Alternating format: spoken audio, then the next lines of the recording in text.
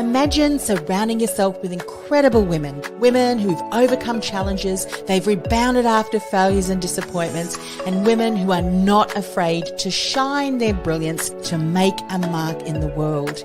These women support other like-minded women because they know there is plenty of opportunity for everyone, and that together we really can make a difference, grow our businesses while have fun along the way. This is what Women in Leadership Podcast is all about. Welcome.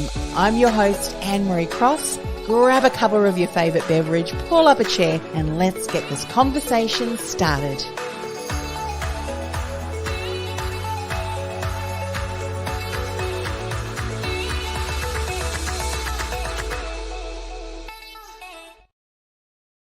And welcome to another episode. So my guest today says mentorship and sponsorship are that engine that propels STEM success. Joining me on today's show is Tiffani Teachey. Tiffani is a senior mechanical engineer, a STEM advocate, a TEDx international speaker, and best-selling author known for her children's books, What Can I Be? STEM Careers from A to Z, as well as the STEM Crew Kids Adventure series. She's also a women's empowerment and entrepreneurship author, hosting the Read It Right radio show and the Engineering Management Institute Women in Engineering podcast. She is the founder of STEM Crew magazine and owns Thrive Edge Publishing and Inspired Authors Publishing. Wow. With 19 years of engineering experience, Tiffani, she is dedicated to inspiring young minds towards STEM careers, particularly through her work in publishing her children's books on that subject. Now, on today's show, Tiffani is going to share the importance of resilience, the power of a growth mindset, as well as the transformative impact of empowering others. Welcome to the show, Tiffani. Thank you so much. I'm excited to have this discussion. So thank you for having me. Absolutely. Wow. I am blown away by your involvements and your passion. I can really see that come through in the work that you do and the support for children, encouraging a STEM, a STEM career. Have you always been, involved and enjoying that, that pathway? Was it someone that inspired you when you were younger? Tell us a little bit about your history and how you got into this field. Yes. So I started out thinking I was going to be a lawyer. I thought I could, as far as debate and do all that, but I actually had parents. My mom was an educator. My dad was an entrepreneur. They owned their own, his own business. And they encouraged me as far as the power of education and working hard. So my brother, he's also an engineer. So we both had to take a math and science Saturday academy. So we had to go every Saturday to a math and science academy. And from there, we learned the value of, problem solving, different things in that manner, as far as how engineering can play a role with it. And I was good at, somewhat at math. I needed some tutor a little bit, but you didn't have to be all the way in it, but know that problem solving was a part of it. And so we would go to the Math and Science Saturday Academy, and I learned the value of it. And so became an engineer, went to school, University of North Carolina in Charlotte, undergrad in mechanical. Actually went in undecided engineer. I didn't know what type, but then decided that was the route I was going to go with mechanical, because I needed something I could visualize, things that move. And so that's why I decided to go into mechanical engineering. And so, like I said, I've been in it 19 years in the industry, and it's been a journey. It's been a journey in itself of knowing that I'm representing, it's a male dominated field, and it's been a journey in itself. So when you look at obviously the involvement in the industry when you joined, I'd imagine that there are a lot more women now entering into the field. So if we look back over the last, say, 10 or so years, do you see, I hope that you would see a lot more women even recognizing and thinking, gosh, this is a career path for me too. Yes, it's growing. It's still room for improvement. Got a long way to go. We've still got a ways to go. But it's improved as far as the representation of more females being in this industry of a male-dominated field. And so I've, seen the growth, and I've been a part of organizations that try to encourage more of women in it. So, for example, Society of Women Engineers, SWE, National Society of Black Engineers, as far as the diversity side of things. And so organizations like that have helped with the whole increasement of seeing some representation, especially as females and underrepresented minorities in the field itself. If you have a look at the various what we might call barriers or roadblocks, what are some of the major ones that would prevent even young girls considering that does it start early on in the classroom, right through to obviously teenage years and as they're growing and learning? What do you see are some of the key areas? If we can continue to educate and empower and start talking about that, we could have a lot more women thinking, you know what, this is a wonderful career path for me. What are some of the things that you would say? Definitely starting early. Like I said, I was thinking I would be a lawyer, but math, I was in those math classes, and girls can sometimes get intimidated because they feel like the math is for the boys and everything too. But if we can start early and let these girls see that they're just as smart, and that plays a role with trying to encourage them. Representation, if they can start seeing females that's engineers and then these STEM and science, technology, engineering, math careers, that helps. Showing different activities where they can work together and see how teamwork, we have to work together. The job that I work, I have to be put with Bob or anybody. So working as a team, so collaboration, if girls can see that and boys see how you've got to work together in these type of problem solving, critical thinking, starting early is key. And it is the empowerment. It is the building the confidence early with these girls that I think is key. And by doing that, I think that's where you start early is going to be the part where they see it themselves in it as well. Yeah. I had a conversation with a guest earlier today. So this would be the show before our one today, Tiffani. And we were talking about change leadership and how often we can come up. And there is a point to why I'm sharing this, and how when we change our approach and how we enter the conversation and the way we interact with a person can very much determine their approach and how they are going to respond. Now, if I take that premise of what we spoke about with that interview and think back to when I was in math class, and I was too embarrassed to ask questions if I didn't understand things, because people would roll their eyes and all those kind of things, and you don't want to let anyone know that, hey, I'm just and so we don't ask. And one of the reasons too, and I think even in my science classes, the teachers never bothered to share with us, or that I can recall, why are we learning this? If we learn this, what are some practical applications that we could use in a work environment? And had they done that, it would very much have opened my eyes. And I reflect back to a comment that when we were speaking with young children and asking them to do something, that why are we doing that? The response of "because I told you so" was similar to the response, "why are we learning this?" "Because it's part of the curriculum." And it's like, well, that really inspires me to learn that. It doesn't grab the interest. But had I learned, well, then you can do this and you can do that, that puts a whole other interest and curiosity around the topic. Would you agree?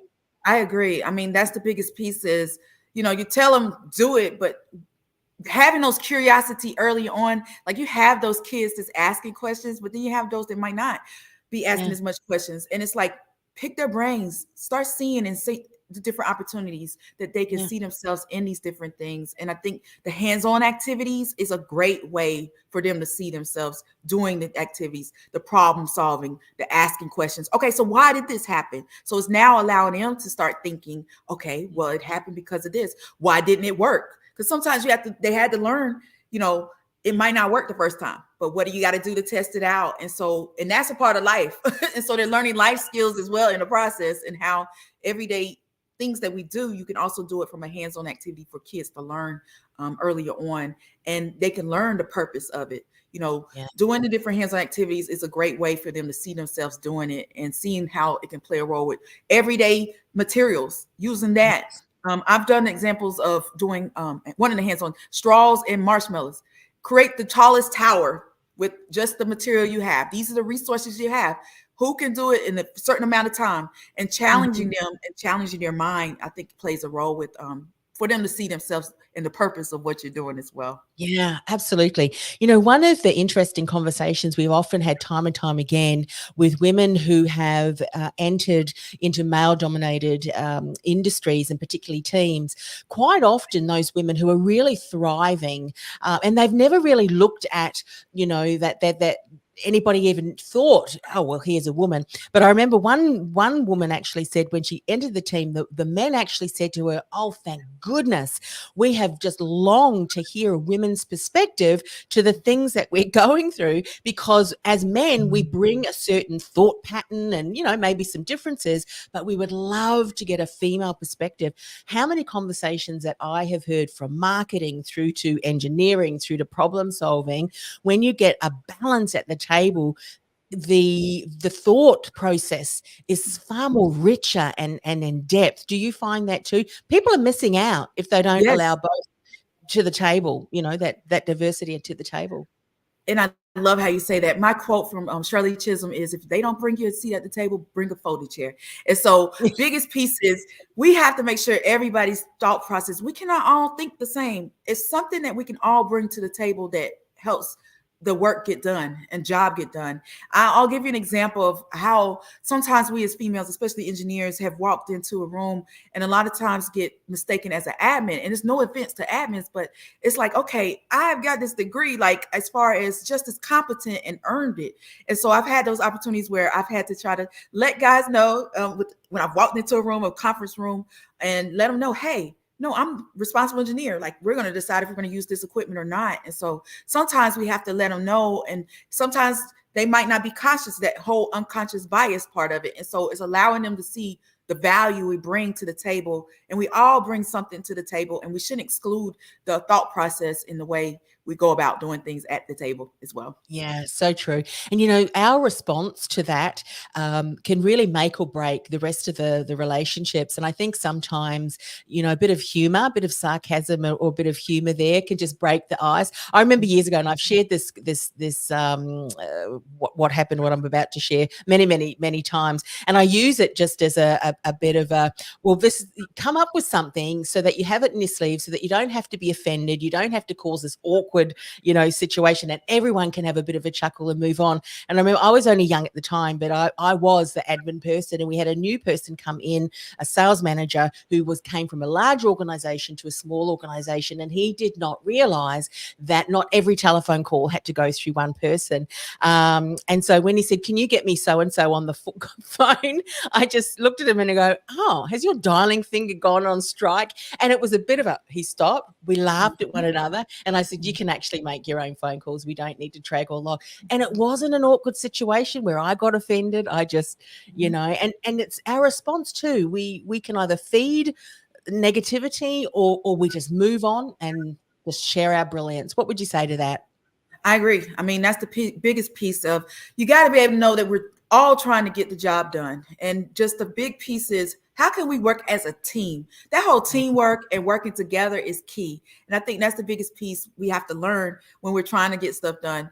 And I just learned that from that piece of, we got to work together. What is it that we need to do to get the job done? If there's help, ask for help. If we need help, ask for help. Because sometimes we might not know, but be willing to work together to help each other. I think is the biggest part that I've seen in this journey of wanting to get the job done. One thing I know, I'd love to get your take on this too, Tiffani, and perhaps what you've done.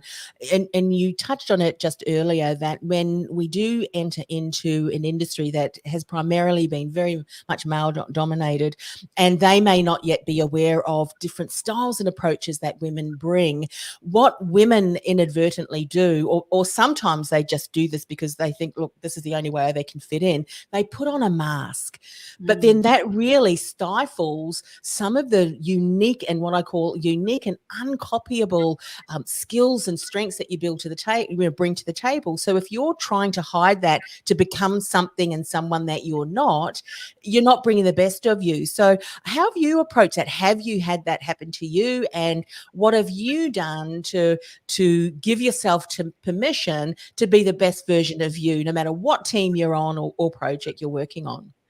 And it takes adjustment. I will say, coming out of college and just adjusting to the environment, it can be sometimes challenging, because you're like, okay, what I need to do to try to make sure they understand. I know just as much, and sometimes you have to put on. But I think being your authentic self, I think reminding yourself that be authentic, be who you are, be genuine about what you know and what you're able to bring to the table. I think ultimately that's one thing that has to remind myself of, definitely through my journey of, don't put a mask on.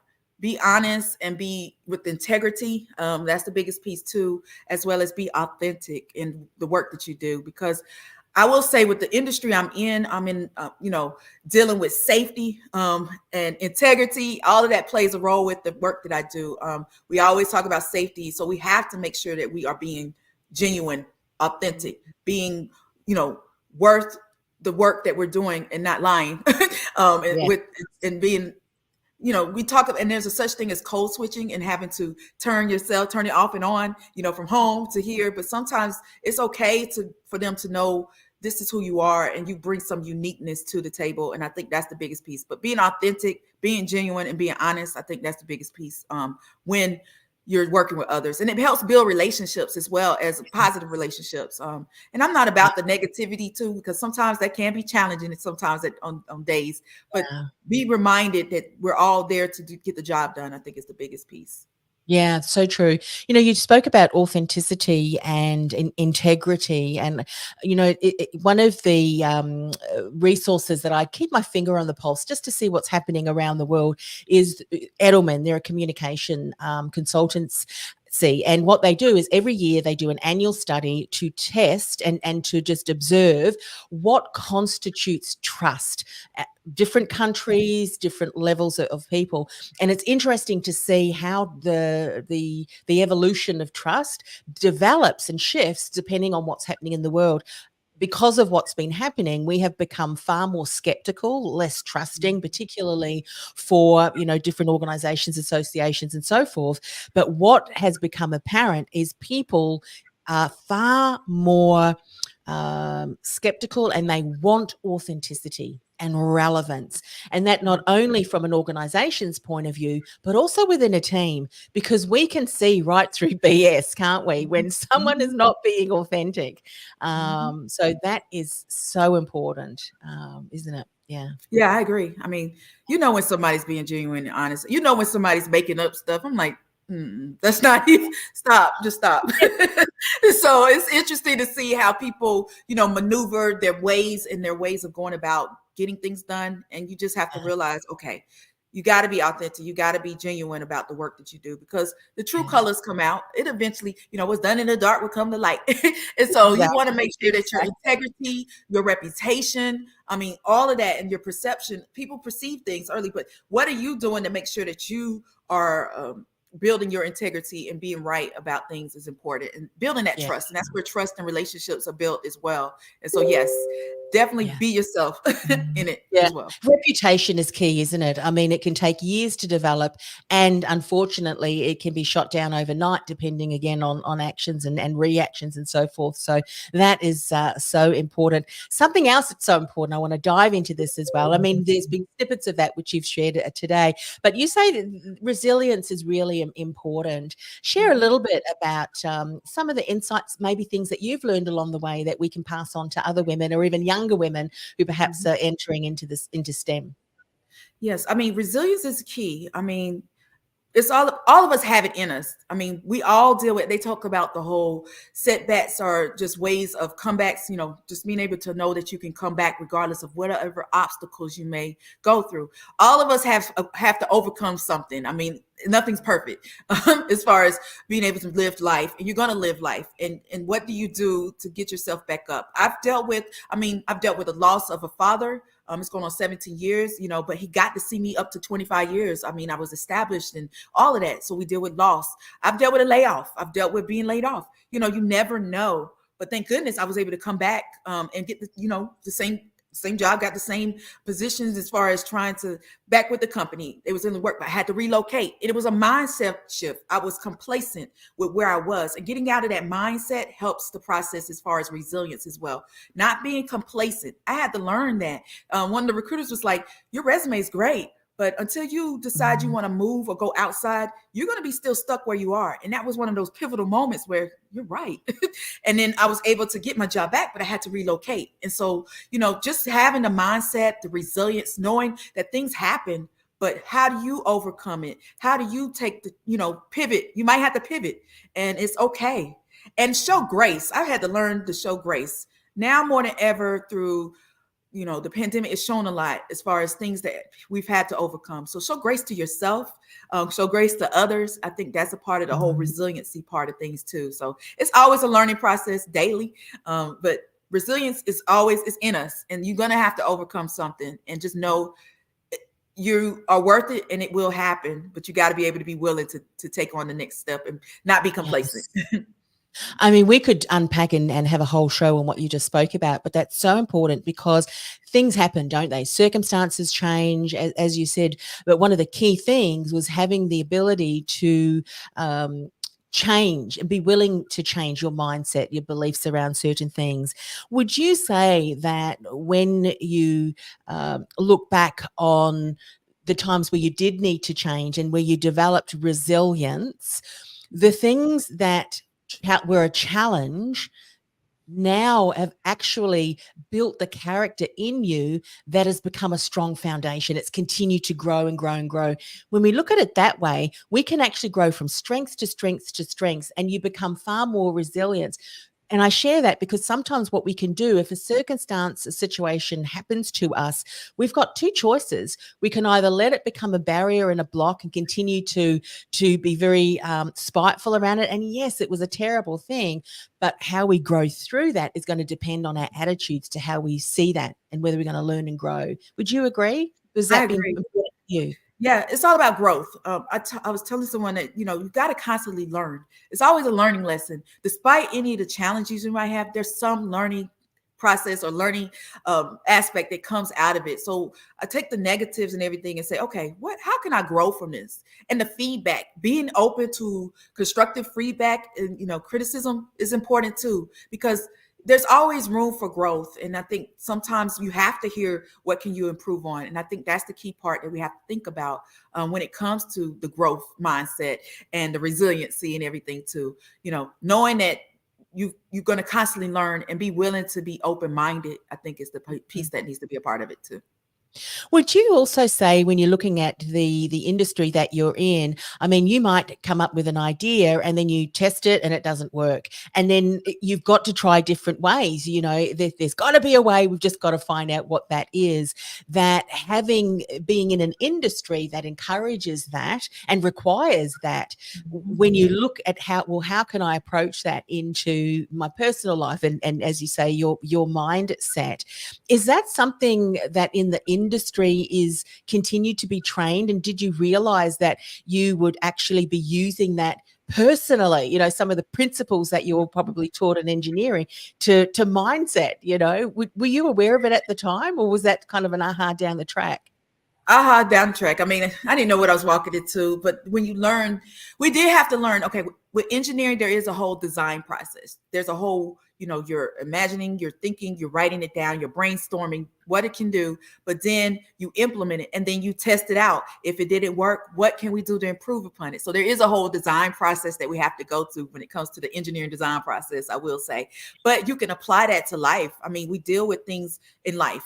How can we improve upon it? Sometimes it's a test. Sometimes you go through a test in life, but how can we improve upon it? It's one of the thought processes. So I love how you say, yes, how we can utilize the industry part, but how we can deal with life, because yes, we all go through tests and everything too. We go through life, and how is it that, yeah, you went through that test, but what are you going to do to overcome that test and everything too in life? And I love how you say, yeah. So as you said that, I'm like, I guess I have tried to approach it in life and haven't thought about that. As you said that with my engineering. Now we also, with my engineering, with the industry itself, we say trust but verify.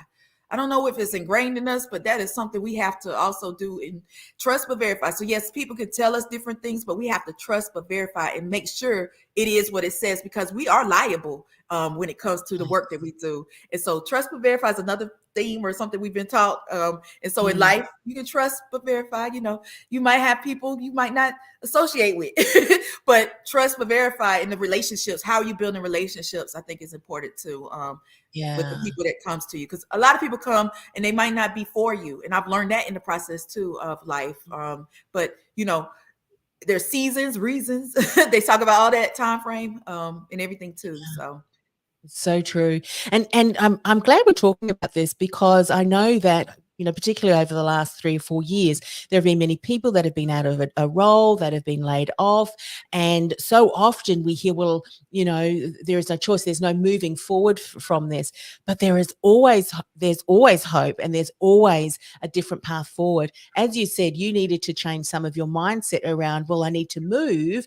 But had you held steadfast into, I'm not moving, would never have given you, the opportunity to then get involved. And then that kind of, it builds momentum to other things that are happening. If we're so steadfast and say, I am not moving, not shifting because this is not fair, that's not a growth mindset, is it? It's the opposite. Opposite. And as you say that, if I hadn't moved, I wouldn't have had my book. I didn't write my book until I moved. So it wasn't until a lot of things that I accomplished, I was staying where I was. But if I hadn't moved, a lot of the things that I've accomplished, from this time frame wouldn't be where it is today. And so I look at that and be like, okay, I thought this was where I wanted to be, but no, I shifted the mindset, and what amazing things have happened since that move. I've been able to travel to South Africa, do TEDx talks in South Africa, be on Forbes, write children's books, STEM. And so it's just amazing. Would I have been doing that where I was? I would never know, but I'm thankful for where I am now with what I've accomplished and the message that I've been able to get out there. And that's the mindset. What I look at is I'm thankful for what I've been able to accomplish. And there's so much more for me to accomplish. And I cannot stay stagnant and complacent because there's so much more. And somebody needs to hear my message. And so that is what I think about. So true. As you're sharing that, it reminds me, I have a saying that my worst business failure ever is the best thing that ever happened to me, because it gave me the kick in the backside that I needed, and it sounds similar to you, not that you needed a kick, but that shift, and what at that time seemed like, oh my goodness, I'm not wanting to put words in your mouth, but for me, I felt like my whole world was falling apart. Oh my goodness, burnt out, all of that. But then when you rose above that and made those decisions, and they may have been tough decisions, look at what's been possible for you. I always say, though, no, not that I need to have another big failure like that. I've learned a lot, but I mean, can you imagine you would not have had the impact and the influence that you continue to have had you stayed safe in that other role? Definitely. Yeah. I agree. Yeah. I mean, I look at that and I'm just like, okay, there's a reason for everything, and there's a reason for all that happens. Like it is lessons learned from all of that. And it's just made me grow from that experience. And so I take everything that happens and reevaluate it as we go into different, from year to year. I'm thankful to make it to another year. And so from that, what am I here to do in my purpose? Another quote from Shirley Chisholm is, service is the rent we pay for the privilege of living here on earth. So as I'm here, I want to make sure I'm leaving a legacy. And so what message do I want? I want to make sure that they know that kids can get into these careers, that if I can do it, they can do it too. So I'm passionate because as a female, underrepresented minority, I want others to be able to see themselves in these careers. So my message is the purpose of getting it out there so they can see the opportunities and the smiles on the face, the impact that I've made, to know that when the kids come back or when they're older and they're like, I remember when you did this talk, when you talked to me, and now I am that engineer. Now I'm in these type of careers. That's what makes me keep doing what I'm doing and the impact that I make. So that's just beautiful. And I think that speaks so brilliantly into what you say, the transformative impact of empowering others. Yes. Amazing. Share a little bit about the passion behind the story that you're sharing. And I ask it for this reason. How many women have got experience and life journey and challenges overcome that if they were to share their story, one girl, no matter what age, may hear that story and it changes the trajectory of her life because she now has had her awareness expanded to, if it's possible for her, it's possible for me too. I mean, what an impact for you on your life, Yeah. knowing that if it's one or many who have an Mhm. impact, it's a ripple effect that must be just so good to know that you're having that impact and influence on these young girls. Oh yeah, it's amazing. I mean, it makes me smile. I'll tell you, when I'm going to talk to the kids, when I've done booths and vending events, selling my book, and in the back of the book is a picture of me. And so not only am I telling them they can be an engineer, they can be, a doctor, veterinarian, any of these careers. One of the girls, her sister, she's older. She says, "Y'all don't realize this is an author. She wrote this book. Like she even knew the value at an older sister." And it's amazing. After I signed the books, they would come. One of them, she came back. She says, "Thank you so much for being in the book." And it's just moments like that where it's like, okay, I planted a seed, and Yeah. never know what's going to become of it. But at least I know that I made that one impact. It's gonna plant that seed for them to be able to grow and know that they can see themselves in it as well. And so not only am I allowing them to see that they can be authors, but they can use the creative side and become an author as well. They can write their own book. They can tell their stories. And so it's amazing the journey that I've taken to be able to empower these girls and women. Oh, absolutely. And I'm so glad and thankful that you did. If someone was listening today and then thinking, "Oh, I don't really know, is my story worth sharing?" What was it for you that had you step out courageously and say, "You know what? I am going to share my story." Was there some thought process around that too for you? Other than to say to people, "Just do it. Go out there and share your story." I know that's sometimes easy for us to say, but Right. there may be some mindset things that people need to experience and go through. What would you say to her? What was the thought process for you? Right. It was the moment when, I would go talk to the kids and I would ask them, "How many's met an engineer? Raise your hand." And not many hands would go up. I was like, okay. So when I started doing the hands-on activities, start telling them how engineering is fun, I would ask them at the end, "How many have met an engineer?" Now all hands should go up. And so it was that pivotal moment where I said, okay, I need to put this in writing. I need them to see that they can be any of these type of careers. So I started with the alphabet book. What can I be? STEM careers from A to Z. And it was that pivotal moment. Actually, on Facebook, Crystal Swain Bates, it was a challenge. How to have your 5-day best-selling book in 5 days, how to learn it. So I learned the publishing process and I was able to learn how to write my book, publish my book. And from there, I mean, the sky's the limit. I've been able to get it translated in Spanish, French, Swahili, and Italian, to color and activity books, to now a series, STEM Crew Kids Adventure Series. And so the sky's the limit on just the impact. But it was that pivotal moment where I said, these kids have never met anyone that looks like as an engineer. And so I wanted to put it in writing. And so the journey's been on as far as getting the message out there. But that was the message. I want them to know that they can be any of these type of careers. And it starts with the book. And I will say, growing up, I didn't see books like this growing up. And that's the Yeah. thing, is where I know that I'm also making an impact by being a children's book author, because a lot of them have never seen any of these type of books, as far as especially STEM books. I mean, I didn't see a book when I was growing up talking about STEM. And so now I'm just knowing that I'm putting it in there as far as science, technology, engineer, math. These kids can start seeing it. I have diverse STEM crew kids. It's all diverse kids. And so it's just amazing. The pivotal moment was when I saw that those kids have never met anyone that looks like me as far as an engineer. And I said, I wanted to put it in writing. Amazing. And that right there, what you've just identified, could be something for someone else. What has been missing when you were growing up? What would you have longed for or wished? Hey, if only A, B, or C.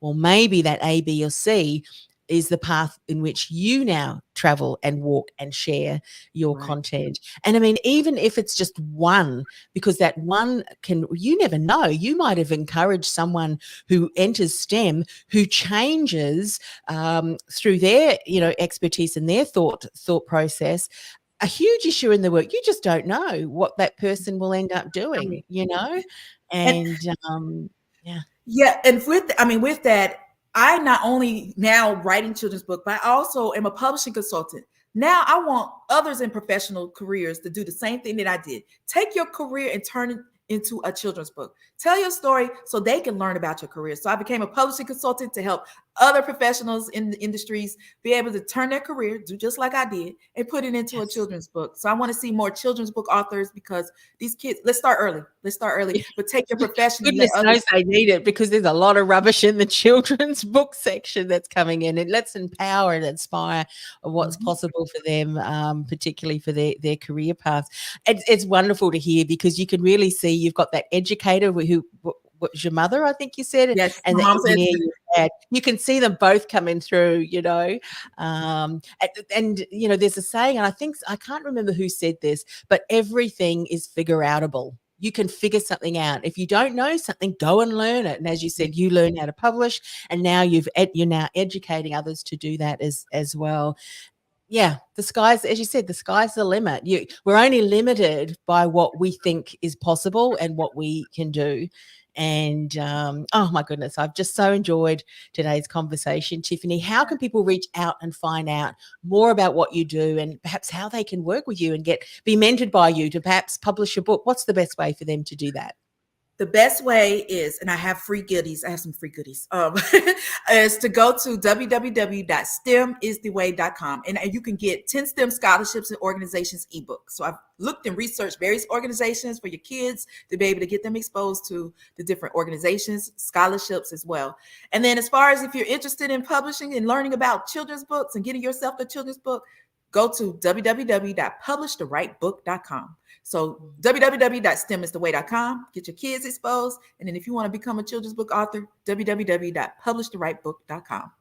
Fantastic. And I know that you're across socials, so look up your name if they want to connect. And I know that you're sharing a lot of stuff across there too, that is definitely of interest. So, well, thank you so much for coming on the show. Yeah, absolutely. Let me make sure. Tiffani with an I. Tiffani Teachey, at Tiffani Teachey. Thank you.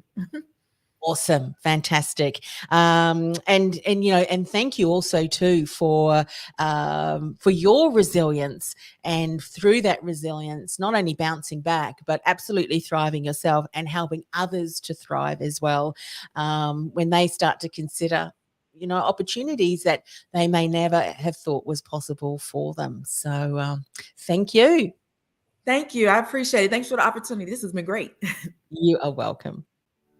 Hey, it's Anne-Marie. Before I go, are you a coach or a consultant who feels like the world's best kept secret? Your experience is vast, yet secretly you're frustrated because despite all of your hard work, you're just not getting the visibility, the recognition, or new clients you'd hope for, and you don't know why? I've created a free resource that'll help you build visibility, generate leads, and enroll dream clients with ease, because you're seen as a trusted authority, even in a crowded marketplace. And you've positioned yourself as the choice versus just a choice for your dream client. To get started, go to annemariecross.com/gift. That's annemariecross.com/gift.